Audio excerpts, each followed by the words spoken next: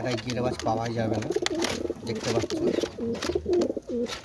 এটা মেল আছে, চোখের কোয়ালিটি দেখুন।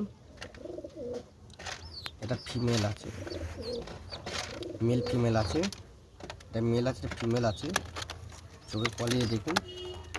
ডিম বাচ্চা গ্যারান্টি। এটা নর আছে, এটা মাটি আছে। তোমার রাখা হয়েছে 2500 টাকা জোড়া রাখা হয়েছে গিরিবাজ। নতুন ব্লাটের পায়রা, কিছু কম বেশি হয়ে যাবে। এই ধরনের পায়রা পাওয়া মুশকিল, এটা 12 ঘন্টার উপরে ওড়াই আছে।